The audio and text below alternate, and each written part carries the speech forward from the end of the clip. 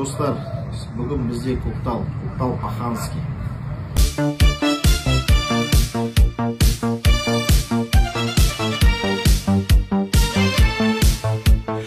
Ariqlarda loyqas suvlar oqar edi.